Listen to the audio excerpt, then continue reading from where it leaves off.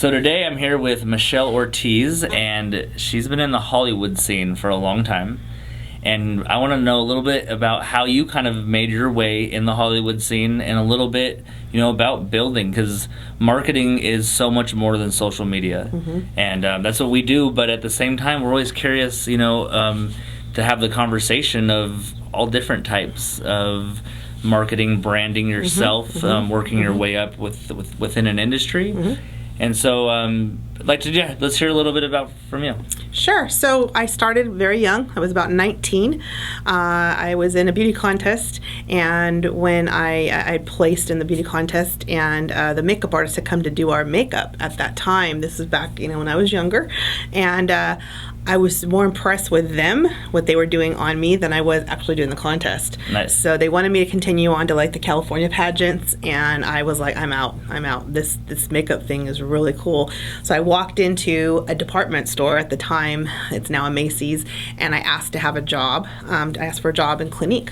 So part-time, I was 19, just out of high school, and unfortunately my parents were not happy. They were like, you're going on to college, you're going to USC, you're going to study law, and I said, no, I'm doing makeup. I'm good, I'm doing makeup, and I got a job behind the counter selling Clinique cosmetics and doing makeup. Well, what that did for me is Estee Lauder owned that company, okay, and they taught us, they sent us to school, they sent you to makeup school. So I was learning from, master artist, a trade, basically, and I loved it. I was just in heaven. All my friends went off to college, and I was sitting at the counter doing makeup.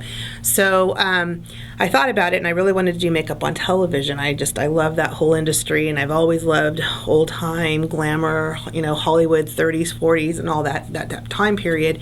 And so I decided that I was going to move to Hollywood, and I was going to then start to hit the... How old were you then? I was 22.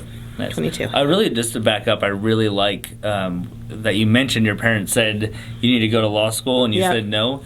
So many people are caught up and get stuck on what their parents want them to do. Exactly. And so I think that was a really cool move, because your life could be a whole different thing, and it's crazy how parents, they want you to do what looks good for them. Exactly what happens. But then you end up not enjoying your life, and you don't get to take the route that you took. Oh my gosh. I honestly, Ethan, I have so many experiences. My kids are like, oh yeah, my mom met that person. Oh, my mom was, at the bar with that person, or whatever, that I wouldn't have had that going to college and then sitting in an office and, being a lawyer. Could I do it? Yeah, I could do it. Yeah. But it was more a challenge getting in the industry that I was in at the time I was in it, and then staying in the industry. That was a hard deal. That was a hard job, right? But you're right. My parents, I love them. Yeah. My dad to this day says, well, you've had a very interesting life. Yeah. And I have. My sister went ahead and followed the plan, and she does very, very well, and she's an executive for a pharmaceutical company,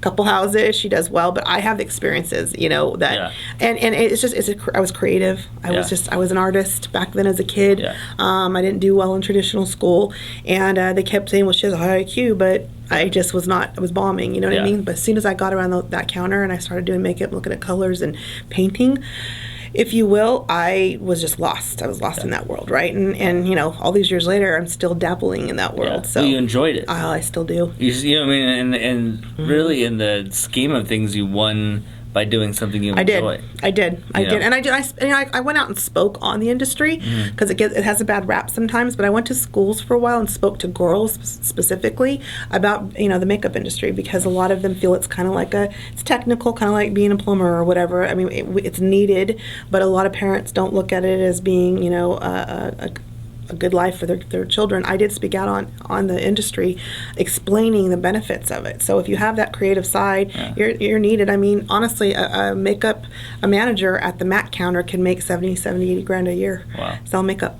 Wow. So let's go back. You're 22, selling makeup at the counter. Yep. And then from there to where you think you made a big impact in Hollywood, how long do you think that was? Well, that was a few years. So I went out there thinking I'm going to get all these jobs. I'm awesome. I'm a makeup artist. I'm from LA. I learned under the master, company out there. And I get there, and it was who you knew. It was who you knew. So I was like, this is going to be rough. So I transferred to a counter out in West LA, was working day, and then I started teaching makeup to models for John Casablancas. John Casablancas was the largest agent at the time. Cindy Crawford, Elizabeth Hurley, big name people were with them. So they didn't know how to do their makeup necessarily because they were models. So at night, I would leave the counter in West LA and go into, Century City, and I would teach potential models how to do their makeup so that I could start getting out there. People could see me, could see my face.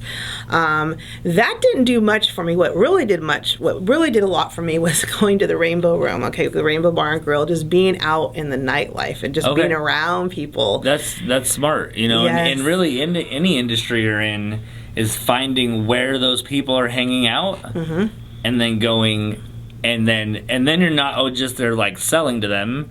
You're just like building the relationship. That's exactly what it was. Yeah. So I would go out to these places, and there was, and I'm a huge metalhead. So there was all the heavy metal headbangers were coming out at the time, and they're sitting there next to me, at a table eating, and they're, hey, what's going on? And we start talking, and then some of the new bands that were coming out, they wanted to have makeup done because that's what they did back then, So I got in the position where I was doing makeup on new bands coming out. So then I was able to see those bands when they started performing, right? So I've made a lot of friends. In fact, one of the bands that we always would go see there, our neighbor, I talked to him on a regular, was Warrant. And Eric Turner lives out here by us, and his son actually went to school with my daughter at Marietta Valley, Thompson. And so you start to get to know people, and then, because they know you, then they invite you out, and then you're around them, right? So then I was on a different level, right? So not necessarily that I thought that I was going to go on a soap opera and do makeup. Now it's starting to turn into like videos. So real quick, it hit me, and I talk about this a lot because even on Instagram, people are like, they struggle on there, but they want to post a lot of things. Yes. But just listening to you, it put it into a real situation. So imagine if you went to all of those concerts and you're just like, I do a makeup artist. Do you want to do makeup? Do you want me to do your makeup? No. I do makeup. Do you want me to do your makeup? No. And you went around and did that. That's what people are doing on Instagram. Exactly what they're doing. Literally what they're doing is they're like, hey, buy my service? No. Buy my service? No. Buy my service? And then they're like, this whole Instagram thing doesn't work. But if you take the whole going into the scene, building relationships, then they ask you what you do. So if you take that into Instagram, going into those communities, and then what you're doing is going in the communities, building and having conversations. Never have we been in a time where you could just go on your phone and go to the concert that you're in, and just at 11:30 at night and go build relationships with people, and then go off of that. You're right. And you're right. And here's the thing too, is that you got to find what your passion is. We're talking about this, and we're going to hit on this a little bit more. I was passionately into rock music. If I could, I played a guitar or whatever, and I would have been in a rock band. So I passionately loved that industry, right? What I really like about that is you're going in doing something you love. I've had business owners like, who do I go talk to? I'm like, do you like old cars? Go find old car pages in Temecula and go talk to them about old cars. Do you like music? Do you like, what I mean? Just because you're a, car detailing or window business or mover or whatever, doesn't mean you have to go. Nobody wants to talk about moving. But people love old cars, so you go in there and it just puts it into perspective. Right. But they may need your service. So the rockers at the time needed our services, right? Yeah. But they didn't even know I was a makeup artist. They just knew that I was cool. I would come, I would hang out. My girlfriend, my roommate at the time worked for Fox Television. So we would be able to get access to different types of things because of Fox Television. So realistically, after a while, they were like, what do you do for work? I'm like, I'm a makeup artist. Oh, hey, so-and-so needs a video done. Can you come on set? How much do you charge? Well, I'm a master artist, so, this is what I charge. And they would pay it all day long because they knew me. They got to know me. They knew that I'd come to their shows, and I'd see I was there all the time. We'd have dinner. Sometimes I'd spot them at dinner. So that's how realistically I was a little bit more relevant. Was in that industry more so than I thought, the industry that I thought I was going to be in, which was basically like a television show. So I did a couple things for print ads and things like that, and I did a couple commercials, but I really did more of like rock bands coming up that wanted makeup. I would much rather music over TV. Oh, 100 and times. you're building your brand is literally going to concerts. You know what I mean? And it's so funny that you say that's exactly what I'm even doing now. So I thought, my kids are getting older. I came out to the Temecula area, Merida area from LA. My husband's like, I don't want you driving in and doing that, that industry anymore. So now the kids are older, and I'm like, I wouldn't mind. People always have asked me to come do makeup, jobs for them, and I do things here and there. And just recently, my friend said, hey, she's a famous photographer. She said, you want to come, work with me, just carry my stuff, and I said, sure, let's, I haven't been around for a while. I go to the Viper room. There's a guy at the door, and he was in a band called LA Law back in the 90s, and I look at him, he looked at me and goes, what are you doing here? Yeah. So it's still about who you know. So now he's the door guy. He's kind of like an owner there at the Viper room, and now he's calling me, get so-and-so's here, so-and-so's coming in, so-and-so's coming in. So I've been in there with, some of the guys from Sun Temple Pilots. Pink Floyd was in there. Some of the guys from Marilyn Manson came in, and we all sat at a table and talked. So it's still really about who you know, and I'm still, thankful. I'm thankful to the industry, because that's exactly how I'm relevant in the industry, because people know that I do know people that sing in the industry. Yes. So what do we have coming up here soon? So everybody wants to be part of the Oscars. So we have an ability for you to be part of the Oscars. So we're doing I'm selling sponsorships to an Oscar party. Nice. Sue Wong's Glam Gala. She's a costume designer. She's a clothing designer, very successful in the Hollywood industry. She lives at the Cedars. It's a historic mansion in Los Feliz, and it was owned by Errol Flynn, Howard Hughes, Marilyn Monroe. And it's kind of it's almost like a museum. Actually, she's renovated it to back in the 30s, right? And so she's she's offering the party, and then if you want to do some sponsorship at a red carpet event and at the party, then she's allowing you to come in and have dinner with her at the mansion.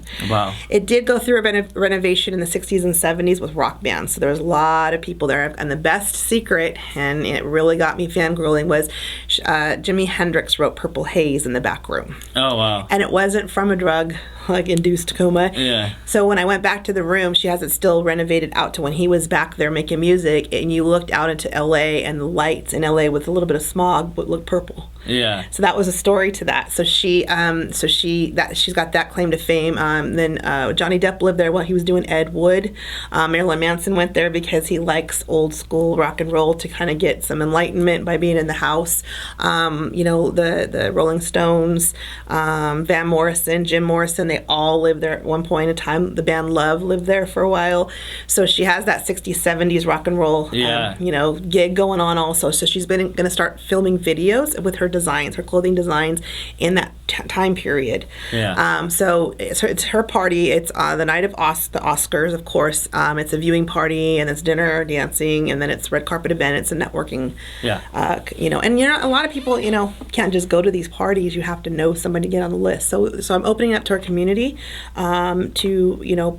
to just network out there, because I think a lot of the people in Hollywood and LA know about the wineries, but they don't know that we're as a business community and as Marietta Temecula, because they always say, where do you live? And I tell them they look like a blank look on their face. Yeah. So I want to broaden our reach. So a small business can purchase tickets or purchase a spot on the advertising spot. Yes. And then now they know somebody by doing that. Now they can come take pictures, do things. Depending on level sponsorship, they'll have the red carpet. So there's going to be A-listers there. All the news media is going to be there. It's a regular party. It's going to rival everybody else's Elton John, Vanity Fair. Yeah. She's very well known in the industry. Google her, you'll see that. So she's allowing me to sell some sponsorship spots at her gala. So I'm going to open that up to our community. That'll be awesome. Yeah. And like you said, you go to the rock concerts, build relationships, whatever industry you're in. Right. You go in there, and you never know who you meet. If you clean windows, and or you exactly. Yeah, right. Like wink, wink. You know what I mean? But like right. whatever you do, if you're in any industry. And they know you, and you get to have a 7-minute conversation. They follow you on Instagram. Whatever happens there, being able to go there is so much more in business building even with as much social media as we do, and we reach, we'll reach 200,000 people, and we'll like build a brand, and there's really amazing things that can happen with social media.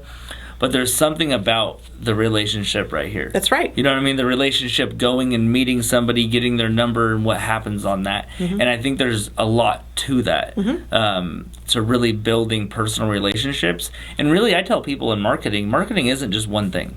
It's not just Google ads, social media, shaking hands. It's a combination of doing everything well. Well, you do it well. You do it you. you do it very well, and you were the first person I thought of to sit down with, because you lead in the industry. I know that. I'm one of those probably that you you watch the metrics on me. I get in bed at night and I scroll through. You were a personal friend of mine, but I also, if it's boring, I'm gonna love you, but I'm not gonna sit there and scroll. But your content is interesting. I don't know what your content's gonna be about, so I literally look through all of your stuff. Yeah. So you're the first person I thought of before I sold it to the rest of our community, members. Is I think Ethan would do well with this, and this is part of the reason why you're going to be able to talk to an audience, that maybe wouldn't be able to know who I am, or be able to speak to me, or be able to get to me, right? Yeah. So your reach is a lot bigger, but it is relationship building, and you'll learn that, if you're consistent, if you do what you say you're going to do, you can build your brand or your business into that, LA Hollywood area that now is, what's that demographic, 10 million people. And if you haven't noticed, a lot of them are moving out here. Yeah. So a lot of friends out here, and believe it or not, in the music industry, some big name people live out here with their kids, and so it's starting to kind of, we're being recognized. The wineries, what do they say? They say they've done like $4 billion since the inception, and that's a lot of dollars, So we have the ability, out here. So I kind of thought this is a great way to get our community recognized. Yeah. We used to have a film festival out here, but it kind of went away. The owners kind of got older and retired, and it kind of went away. But there's a lot of us that work somehow in the industry that live out here. We tried to organize, we weren't able to. So I thought maybe this would be a good way to get them back, or get the industry, get it recognized out here, so we don't have to keep driving in. Yeah. You know what I'm saying? You know what I'm saying? Well, one thing I like, and I think I like to kind of, we'll get a little wrapped up, but really, like you said, it's who you know. It is totally. And then, and then people are like, well, you're just lucky, it's who you know. But you put in the work. It's also who you know, but where you're standing. That's right. And who you put yourself in front of, and the decisions you make to make that happen. Right. So, you know what I mean? Not even just overselling this, if you want to wink, you know what I mean? But really, there's the Marietta Chamber. Right. You know what I mean? There's a lot of amazing people in there. Spend your time There's other there. Chambers. Yes. There's, you know what I mean? There's festivals, there's things. And so as a business owner, being able to go to those things and really entrench yourself in is huge to do. You're right, and also my cousin is breaking out now. He's a guitarist in a heavy metal band, and he calls me all the time. He's grown up now, and he says, "Hey, you want to come watch me?" So when I go out to watch bands, there's other people in the industry watching bands. Now, can I do anything for him by signing him up? No. Yeah. But do I know people that can? Absolutely. Yeah. So you got to spend your time, find out what your passion is and what you like to do. Like you said, when you're talking to some carpet cleaner, but go look at the guys that have the old cars, or, where's your interest? Where those lie? Because you're going to want to do it. Yeah. If you don't like it, you're not going to want to spend the time. Like you said, they come up and say, do you want to buy something on Instagram? No, and they're going down to that rejection list, right? To be honest with you, Ethan, I haven't had a lot of rejection in the industry. I really haven't. But you also don't go around saying, do you want to buy? No. Do you want to buy? No. Do you know what I mean? Like, there's time and a spot, and that's cold calling sales, but building, you know what I mean? But getting somebody like you, and I'm not just saying this is truthfully, I've thought about it. It's my relaunch back into the industry. Like, I personally will come to you and will have, a package through you to get me the tools that I would need in this market, in this industry, to get myself out there, right? Because that's the way to do it. It's a proper way to do it, right? Yeah. And people are afraid, like we've talked about. They don't want to spend $1,000 when they can make, $25,000. Yeah. That's crazy to me. The biggest thing is that really building a brand. Yeah, that's what you do. It's not about sales. And the same thing with running video ads. If you have a video ad, and let's say, you start it with, hey, dude, I'm going to sell you this, and, this is amazing, and it's going to change your life, and this. The next time they see a video from you, they're going to be like, nah, I don't want to watch this guy. He's just another sales pitch. I mean, I have video ads. They don't leave me alone, and I don't really watch them. I might watch like 8 seconds, and I'm like done. I'm like, how do these guys keep putting ads in front of me? But then there's other people who just pour value, and I'll watch 12 minutes. He's not selling me anything. But if he ever sells anything, I'm buying it because I've watched 77 of his videos because he did, you know what I mean, wasn't selling. 100%. Who do we both like? Gary Vee, okay? Yeah. He's like, you gotta watch this guy, Michelle. His language is bad, but you gotta watch it. I told you to watch him. Just because we're friends, I'm like, yeah, I'm gonna watch. Oh my God, this guy's language is bad. What does he sell us? Nothing. He sells us nothing. I watch him every single solitary time. If he came and said, I'm selling something for $69.99 every month, I'd be buying it. Because you build. He's actually next Tuesday going to be in LA. We should go see him. I'm actually at tickets. I would love to go with you. He's awesome, okay? Yeah. And that's how I learned about the branding. And you're right, it's about branding. It's about me. You know, everyone said, Michelle, your experiences are you. Yeah. So I went to Mexico last month for a Heart of Hollywood event. They asked me to go as a celebrity artist to speak to as a VIP. It was kind of cool. And they had put me on some television program, and then they did some red carpet interviews. And I was, they asked me my time in Hollywood, and they asked me what the secret was, basically, because Mexico's starting to blow up with Hollywood filming, and they want movies filmed down there. And I said, honestly, it's about who you know and relationships you build with those people. You can't burn your bridges. You got to do what you say you're going to do. And it comes, but it's about the relationships that you build, and and your passion. That's really what it boils down to. Cool. Well, hey, it was a pleasure having you on today. Thank you for having me. And we'll put links if you're a business owner and you're interested in coming down. Yes. We'll put stuff on that. Yep. And no, it was really a pleasure having you. Yeah, thank you, Ethan. Absolutely. Thanks a lot. All right. Yeah.